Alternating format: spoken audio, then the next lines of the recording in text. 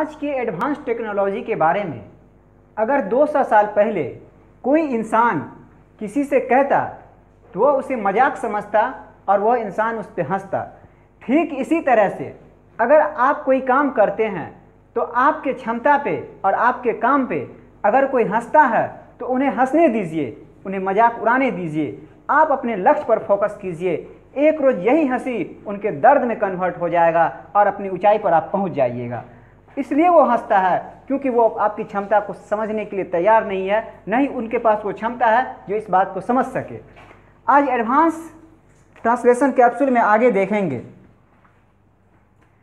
आज मेरा कॉन्सेप्ट है, इस तरह से कहते हैं कि उसे संगीत का शौक़ है, उसे टेनिस का शौक़ है, उसे क्रिकेट का शौक़ है, मुझे लूडो का शौक़ है।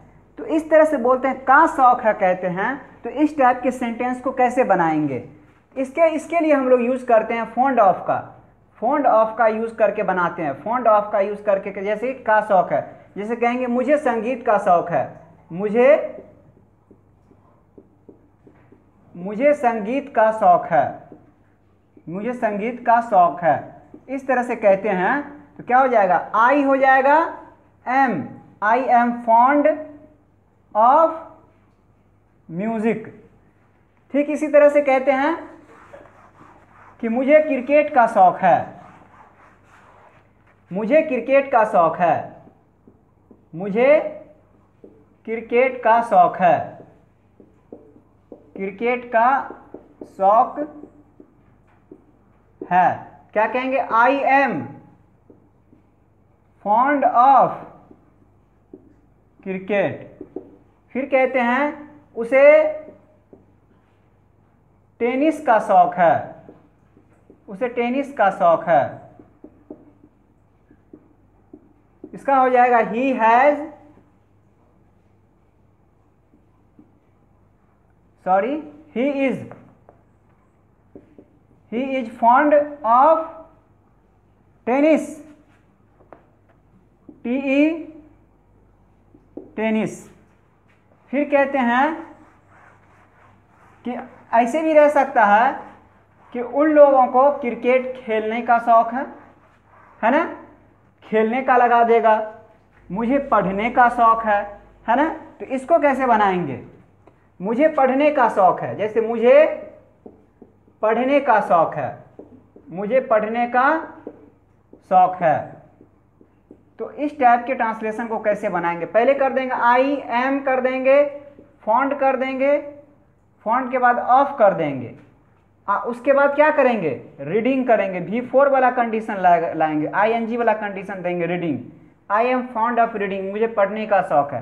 कहते हैं मुझे क्रिकेट खेलने का शौक़ है, मुझे क्रिकेट खेलने का शौक़ है, क्रिकेट खेलने का शौक़ है। इस तरह से कहिएगा, मुझे क्रिकेट खेलने का शौक़ है। क्या होगा, आई एम फॉन्ड ऑफ क्रिकेट का, खेलने का ना, आई एम फॉन्ड ऑफ। खेलना का इंग्लिश क्या होता है, प्ले होता है, तो प्ले लिख दीजिए और ING लगा दीजिएगा, V4 वाला condition. I am fond of playing cricket, CRICKET।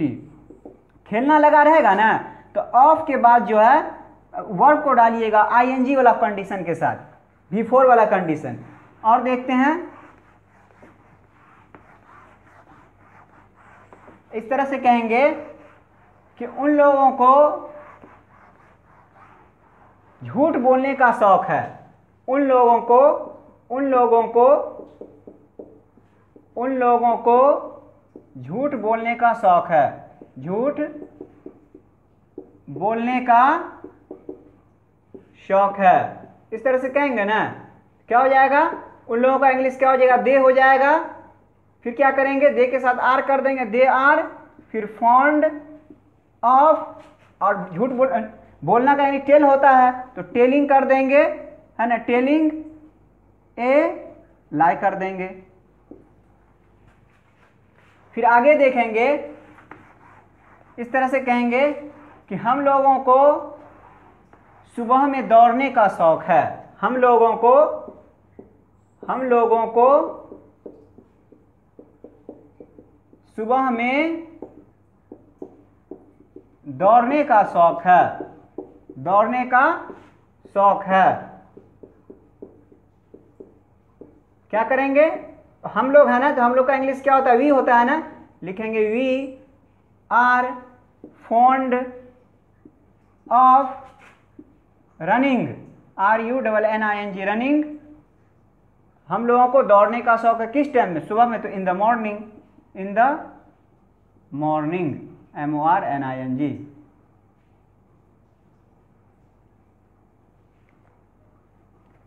MORNING, morning. अब इससे आगे आगे देखेंगे, अगला हो जाएगा, अगला ट्रांसलेशन हो जाएगा इसमें, उसे खत लिखने का शौक है, उसे खत लिखने का शौक है। इसका क्या हो जाएगा, ही इज फॉन्ड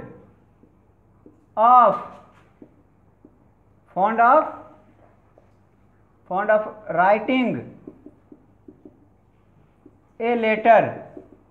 राइटिंग में एक ही तो टी होता है, डबल टी नहीं। आगे देखेंगे, आगे हो जाएगा, अगला रूल हो जाएगा,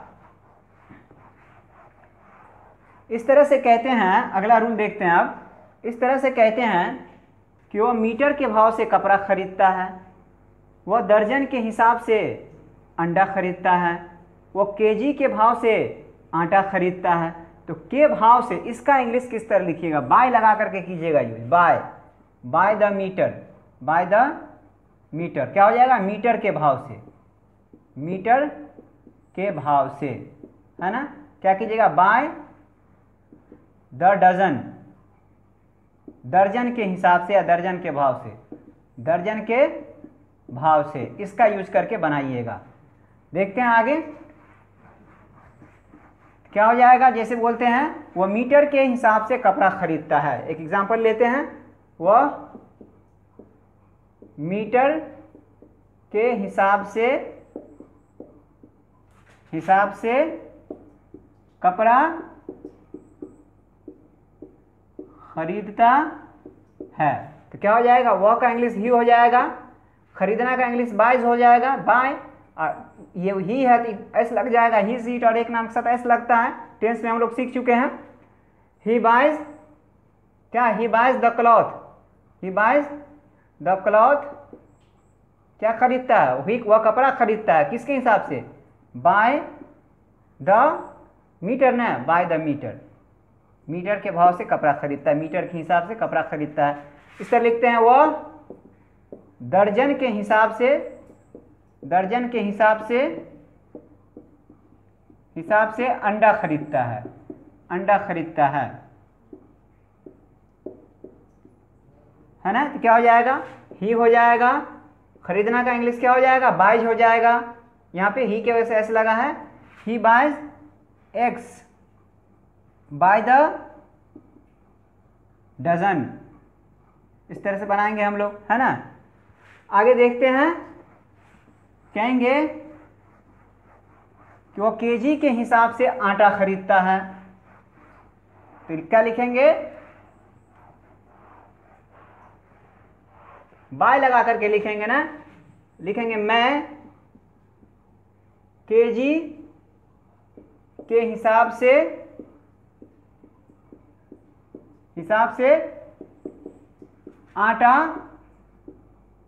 खरीदता हूं। ओके, क्या हो जाएगा, आई हो जाएगा, खरीदना का इंग्लिश बाय हो जाएगा, आई बाय, क्या खरीदते हो, I buy flour, I buy floor,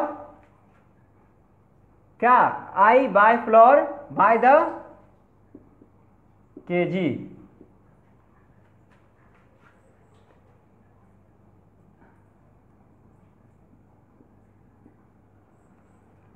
आगे देखेंगे, इस तरह से कहते हैं, आगे हो जाएगा,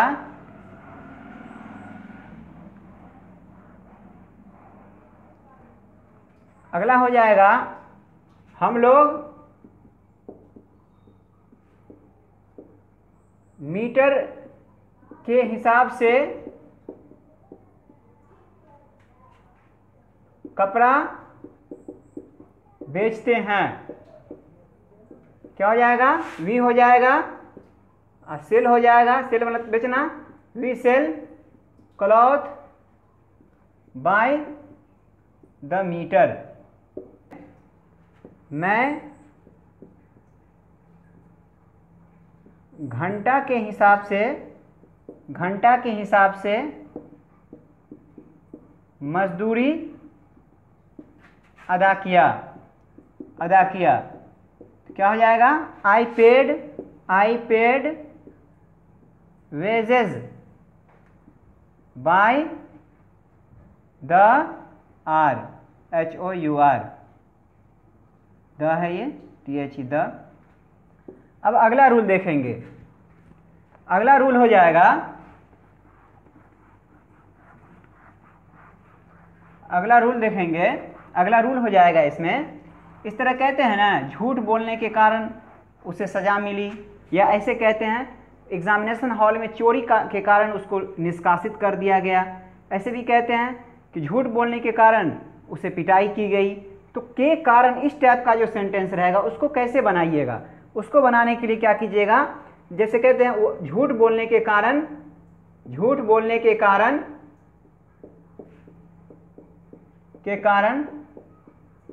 उसे सजा मिली, इस तरह कहते हैं। तो इसका क्या हो जाएगा? इस तरह लिखिएगा, he was punished for telling a lie. Four कीजिएगा, उसके बाद भी फोर का कंडीशन लाइएगा, उसके बाद जो रहेगा मैटर डाल दीजिएगा। यहाँ पे ही वॉज पनिश्ड फॉर। आगे लिखते हैं, अगला देखते हैं, चोरी करने के कारण उसे जुर्माना हुआ। अगला देखते हैं, इस तरह कहेंगे, चोरी करने के कारण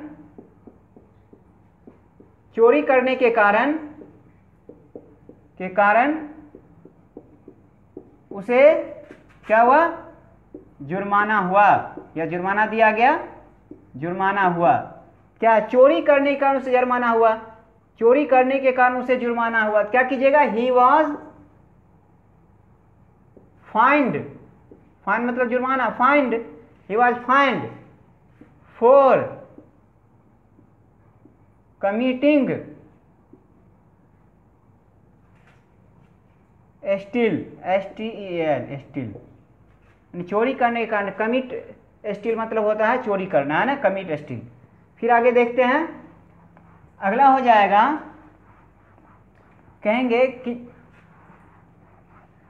चोरी करने के कारण उसे निष्कासित कर दिया गया। चोरी करने के कारण उसे निष्कासित कर दिया गया एग्जाम से। चोरी करने के कारण उसे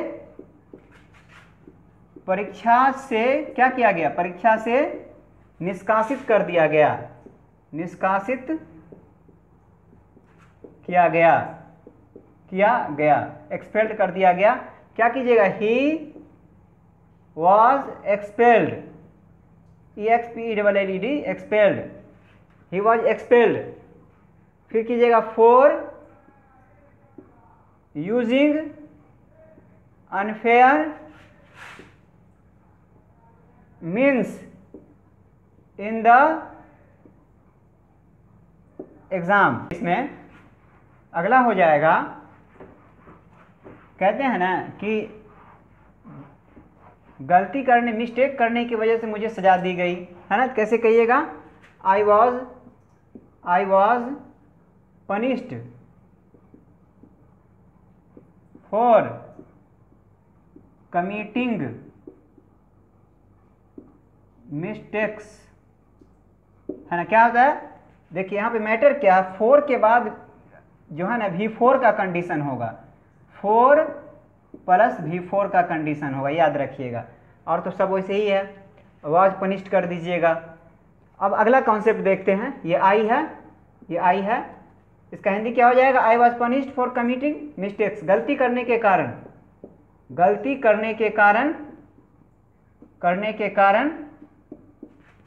मुझे सजा दी गई या सजा मिली, सजा दी गई। अब अगला रूल देखते हैं। अगला रूल हो जाएगा, अगला रूल हो जाएगा इसमें, कहते हैं ना कि झगड़ा का कोई कारण नहीं है, झगड़ा का कोई कारण नहीं है, तो देयर से स्टार्ट कीजिएगा इसको और नो कॉज कीजिएगा। There is no cause for enmity, इस तरह से बनाइएगा कि झगड़ा का कोई कारण नहीं है, झगड़ा का कोई कारण नहीं है। तो पहले क्या लिखिएगा, देयर, फिर इज नो कॉज फॉर, झगड़ा है ना तो क्वारल, QUARREL क्वारल। फिर क्या हो जाएगा, फिर क्या कहिएगा, दुश्मनी का कोई कारण नहीं है, दुश्मनी का कोई कारण नहीं है। There is no cause for enmity. फिर हो जाएगा आगे, अगर इसी में कहेंगे, अगर था लगा देंगे तो क्या हो जाएगा, वॉज हो जाएगा। इस तरह से कहते हैं कि तालाक का कोई कारण नहीं था, है ना, क्या कहेंगे, तालाक का कोई कारण नहीं था, तालाक का कोई कारण नहीं था। क्या हो जाएगा, लिखेंगे there was no cause for divorce. कहेंगे दुश्मनी का कोई कारण नहीं था, दुश्मनी का कोई कारण नहीं था, दुश्मनी का कोई कारण नहीं था। क्या कीजिएगा, देयर से स्टार्ट कीजिएगा, देयर था है तो was, there was no cause, no cause for enmity. याद क्या रखना है इसमें, इसमें याद रखना है कि क्या है, नो कॉज रहेगा, अब फॉर डालिएगा, उसके बाद जो नॉन रहेगा वो डाल दीजिएगा। देखते हैं, नो कॉज है और देयर से स्टार्ट करना है इस टाइप के सेंटेंस में। देखेंगे अगला कॉन्सेप्ट हो जाएगा, इस तरह से कहते हैं ना कि मैं उनमें से नहीं हूँ जो मौका का फ़ायदा उठाते हैं, मैं उनमें से नहीं हूँ जो हमेशा रोते रहते हैं, मैं उनमें से नहीं हूँ जो झूठ बोलते हैं, मैं उनमें से नहीं हूँ जो वादा को पूरा नहीं करते हैं। इस टाइप के सेंटेंस को कैसे बनाइएगा, लिखते हैं इसका, मैं उनमें से नहीं, मैं उनमें से नहीं हूँ, मैं उनमें से नहीं हूँ जो हमेशा रोते रहते हैं। क्या हो जाएगा, इसको क्या कीजिएगा, लिखिएगा I am not one of those, इतना लिख दीजिएगा, I am not one of those. फिर लिखिएगा हु, फिर क्या हमेशा ना, always, ALWAYS, always keep crying, keep crying.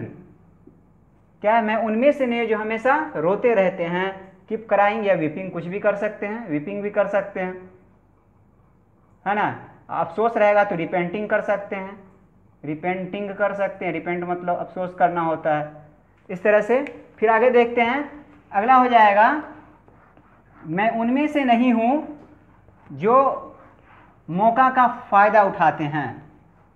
क्या कहते हैं, मैं उनमें से नहीं हूँ, मैं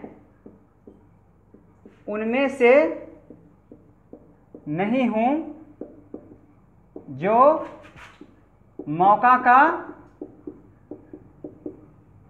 फ़ायदा उठाते हैं, फ़ायदा उठाते हैं, गलत सेंस के लिए है, फ़ायदा उठाते हैं। आई एम नॉट लिखिएगा, I am not one of those, फिर हु, फिर लिखिएगा मिसयूज, मिसयूज द अपॉर्चुनिटी। फिर आगे देखेंगे, आगे कहते हैं मैं उनमें से नहीं हूं ऐसे लिखे ना, मेरा सनम उनमें से नहीं है जो वादा को पूरा नहीं करते हैं, है ना, या मैं उनमें से नहीं जो वादा को पूरा नहीं करते हैं। मेरा सनम उनमें से नहीं है जो वादा को पूरा नहीं करते हैं। क्या लिखेंगे? My beloved is not, my beloved is not one of those